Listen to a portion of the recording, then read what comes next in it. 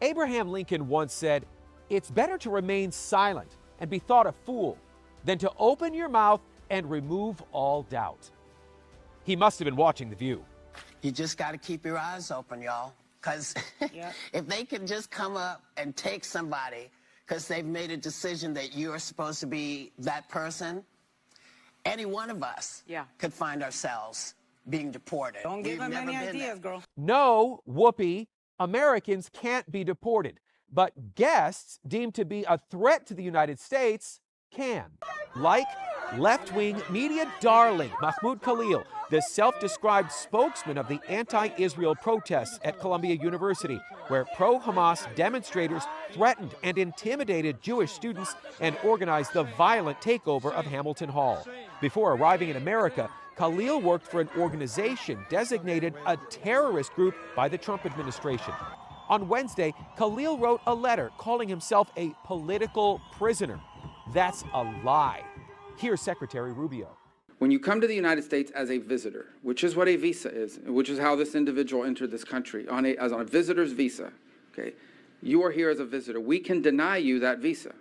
We can deny you that if you tell us when you apply, "Hi, I'm trying to get into the United States on a student visa. I am a big supporter of Hamas, a murderous, barbaric group. And by the way, I intend to come to your country as a student and rile up all kinds of anti-Jewish student, anti-Semitic activities. I intend to shut down your universities." If you told us all these things when you applied for a visa, we would deny your visa. I hope we would.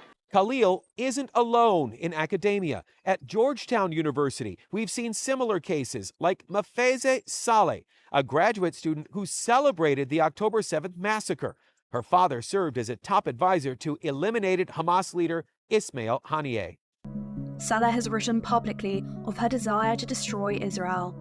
Just days after the October 7th massacre, she posted a propaganda video justifying the attack. This situation has compelled the Palestinian people and their resistance to exercise their legitimate right of self-defense. And that's not all. She then expressed her joy about the massacre and glorified the terrorists who had just butchered Israeli civilians in their own homes. The legacy media is so consumed with its anti-Trump obsession, it forgot its basic duty, telling the truth.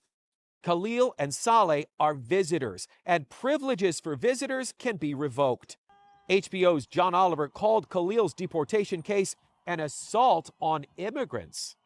The public response to this should be unequivocal, because this arrest was a disgrace.